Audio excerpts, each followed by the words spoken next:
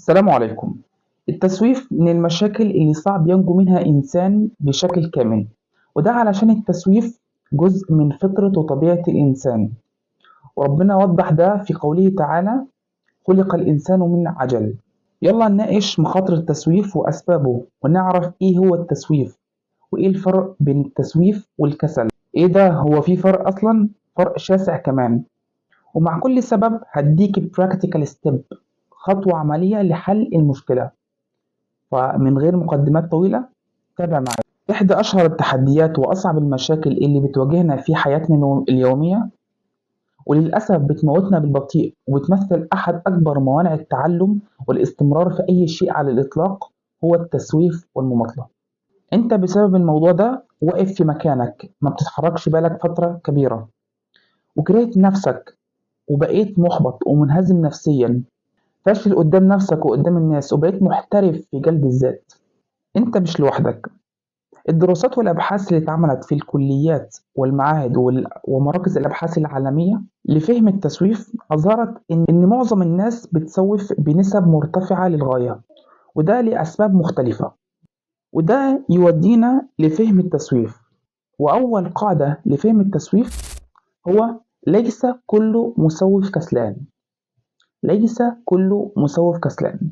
وعلشان نفهم العبارة ديت لازم نعرف التسويف. والتسويف باختصار هو تأجيل غير مبرر لإنجاز عمل معين مهم وضروري.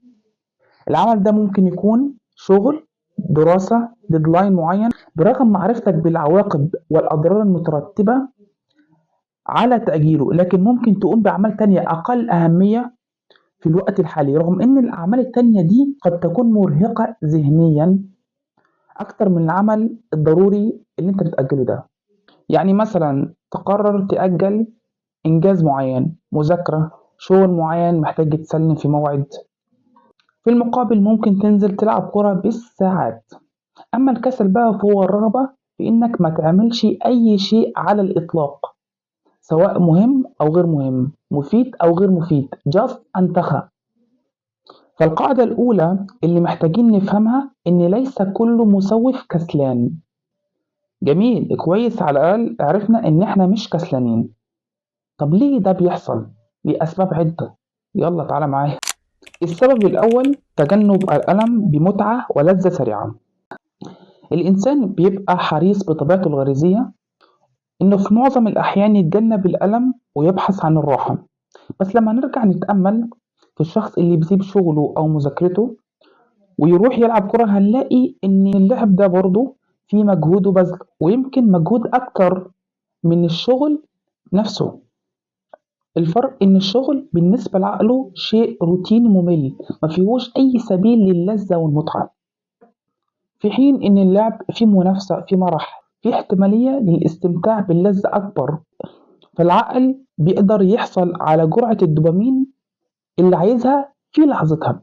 تفهم من كده إيه؟ تفهم إن الإنسان ممكن يتقبل الألم لو أدرك يقينا إن القيمة والعائد هتحصل، ولكن بسرعة. أوكي؟ طب لما يبقى عندنا عمل أو مذاكرة عايزين ننجزه، نعمل إيه؟ دراسة معينة مثلا.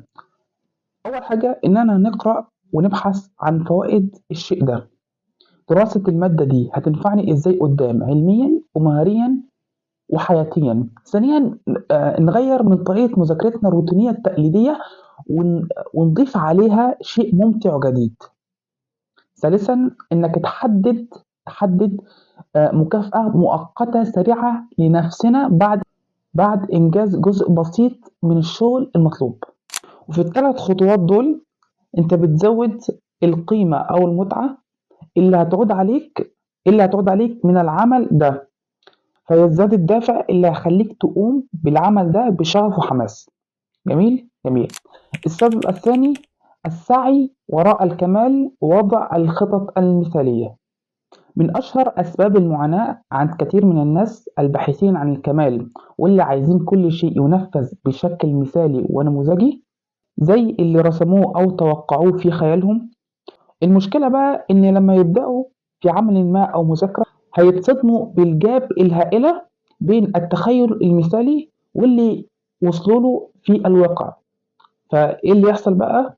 هنا بقى يدخل الاكتئاب، على التردد، على الإحباط. وإحنا عارفين نهاية القصة الحزينة دي، تأجيل العمل أو المذاكرة لأجل غير مسمى. لإمتى؟ لما يوصلوا للصورة المرضية وبقابلني بقى لو وصلوا. طب أعمل إيه؟ زي ما فرقنا بين الكسل والتسويف وقلنا إن ليس كل مسوف كسلان، فلازم نفرق بين الإتقان ووهم الكمال. الإتقان يا سيدي إنك تفهم نفسك وتعرف قدرها وتعي ما تملك من قدرات لتبذل أفضل ما عندك في حدود مقدرتك. لكن ده مش معناه أبدا إنك تكلف نفسك فوق طاقتها وتحملها ما لا تحتمل، فتضيع على نفسك فرص وتسوف لأجل غير مسمى لحد ما توصل لحالة الكمال اللي مفيش فيها أي تقصير أو خطأ. أريد منك صديقي العزيز أن تركز معي في الحتة اللي جاية دي، ماشي؟ وجود الخطأ أو التقصير لا ينافي ولا يتعارض مع الإتقان، لكنه يتعارض مع الكمال. وده جوهر الفرق بين المتقن واللي واقع في فخ الكمال. إن الإتقان لا يعني الأفضل على الإطلاق، ولكن الأفضل بالنسبة لك. يا رب تكون فهمت. وده يوصلنا للمشكلة والسبب الثالث للتسويف والأكثر أهمية وتأثيرا في حياتنا بالكامل، وعملت له فيديو مخصوص هيظهر لك في الأي فوق، وهو التشوه في تقدير الذات، واللي ربما يوديك لكره نفس بعد كده. وده يتطلب مننا إننا نبعد شوية عن الزحمة ونتأمل في حياتنا، ونفهم إن من طبيعتنا الإنسانية النقصان والتقصير، وده شيء مش نخجل منه أبدا. ونفهم إن الوصول لحالة الكمال هو شيء من المحال، بغض النظر عن كلام الناس ونظرتهم لينا ومدحهم وذمهم فينا.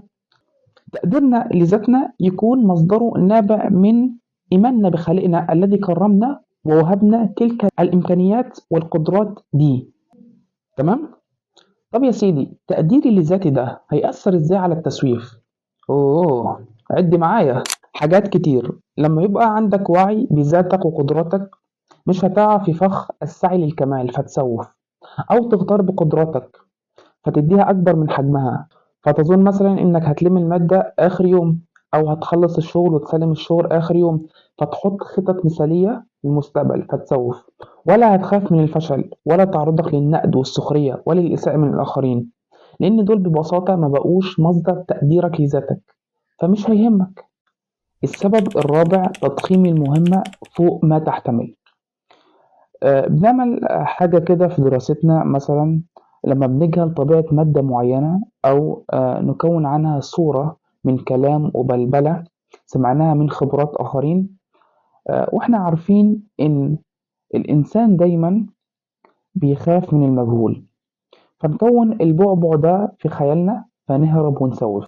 والحل هنا إنك تقرأ وتتعلم أكتر عن الشيء ده، مذاكرة ديدلاين، تقرأ وتتعلم أكتر عن المهمة المطلوبة منك عشان تديها قدرها دون تسفيه أو تضخيم. ثم تقسم المهمة لأجزاء طفيفة مش صغيرة علشان تكسر حاجز البداية وشعور الغربة ده وتشتغل. ونيجي للسبب الخامس والمشهور، التردد وكثرة التفكير. زي إنك تصحى من النوم وتفضل متردد تصحى ولا ما تصحاش، تفكر كتير فتفضل تأجل لأجل غير مسمى.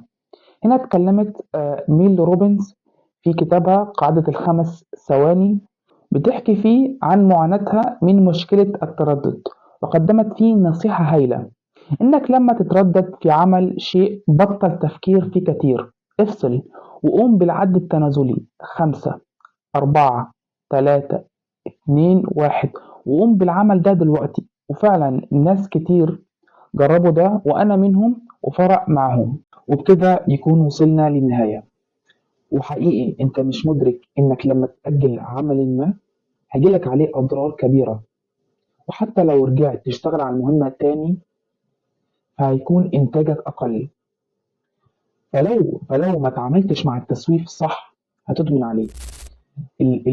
الجسد لما يعيش مشاعر معينة بيدمن على المشاعر دي، فما تخليش جسدك يدمن على التأجيل، ياخد على التأجيل. وإن شاء الله معرفتك بالأسباب والمخاطر اللي عرضتها هتزقك للحل.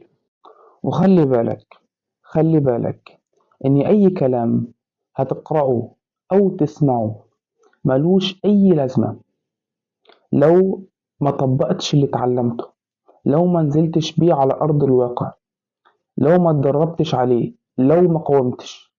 الطريق محتاج صدق مع النفس أولا، ثم إرادة وصبر. طولت عليكم وأتمنى إني أكون أفدتكم، ودمتم في رعاية الله.